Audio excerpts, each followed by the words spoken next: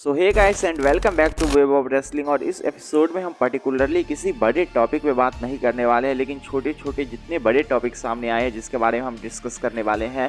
और सबसे पहले जो न्यूज़ सामने आई है वह रेसलमेनिया 39 को लेकर सामने आई है। और रेसलमेनिया 39 को लेकर एक ऐसा न्यूज आया है जो दिखाता है कि रियल में आप यदि रोमन रिंग्स और ब्लड लाइन के डोमिनेशन को देखना चाहते हैं तो वह क्लियरली विजुअल होता है, क्योंकि WWE ने ऑफिशियली अनाउंस कर दिया है कि उनका जो रेसलमेनिया 39 लॉस एंजलिस में हुआ था वह WWE की हिस्ट्री में सबसे ज्यादा इकोनॉमिकली बेटर शो रहा उस पूरे के पूरे रीजन के लिए, क्योंकि उस पीरियड में WWE ने उस रीजन के लिए $215 मिलियन यहाँ पे पूरी तरीके से गेन किया, उस रीजन को दिया, जो बहुत बड़ा फिगर होता है। और यह दिखाता है कि रेसलमेनिया कितना बड़ा सक्सेसफुल इवेंट रहा था। अप्रॉक्स जहां तक मुझे याद है 1,60,000 के अक्रॉस एक तरीके से इतने लोग अपीयर हुए थे, तो यह काफी बड़ा फिगर था और फिगर बड़ा तो जाना ही था। इस पर रोमन ने रिएक्ट भी किया है और वहां पे उन्होंने क्लियरली बताया है द ओनली वन। यहाँ पे उन्होंने द वी द वंस या और कुछ नहीं लिखा है, लेकिन साथ में इसी टॉपिक पे हमें पॉल हेमन का भी रिएक्शन देखने को मिलता है। और जहाँ पे उन्होंने लिखा है thank you for being the undisputed number 1 top star and propelling the industry forward my tribal chief.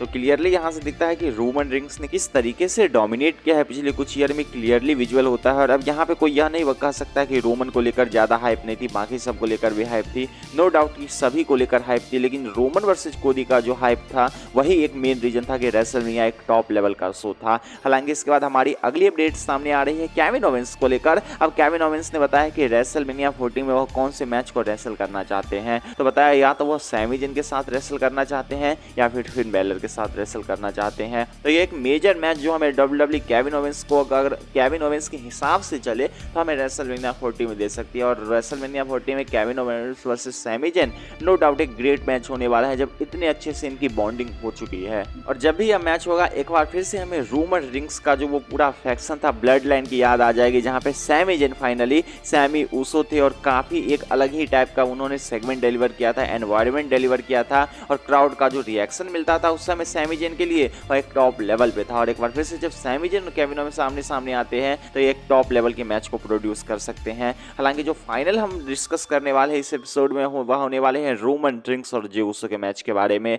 अब समर स्लैम को लेकर हम धीरे धीरे और नजदीक आ रहे हैं, हाइप और इंक्रीज कर रहे हैं और फाइनली समर स्लैम में रोमन वर्सेस जे ऊसो का मैच देखने को मिलने वाला है।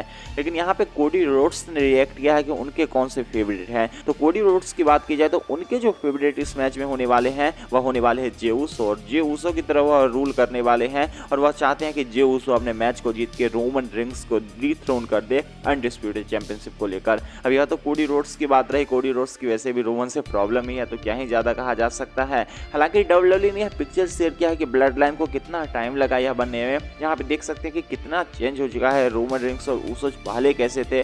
और यह एक अजीब लग रहा है कि उस समय जे ऊसो को ट्राइबल चीफ का माला दिया गया था और अभी किस तरीके से है। तो पूरी तरीके से सिनेरियो चेंज हो चुका है और ब्लड लाइन अब अनडिस्प्यूटेड नहीं रही है, पूरा पूरा ब्लड लाइन में सिविल वॉर हो चुका है। और इस सिविल वॉर और जो कुछ भी हुआ इतने दिनों में इस सब का कॉन्सिक्वेंसेज यह है कि फाइनली रोमन और जे ऊसो हमें समर स्लैम में नजर आने वाले हैं। तो टॉप लेवल का ये मैच होने वाला है नो डाउट। लेकिन इस मैच को लेकर आप अपने एक्सपेक्टेशन को और रेसलमेनिया 40 में जो रोमन ने किया इसके बारे में आपका क्या कहना है, आप कमेंट बता सकते हैं। साथ में गाइस आपको यह वीडियो पसंद आया तो वीडियो को लाइक करके चैनल को सब्सक्राइब कर ले, साथ में बेल नोटिफिकेशन को ऑन कर ले। And see you guys again in my new video.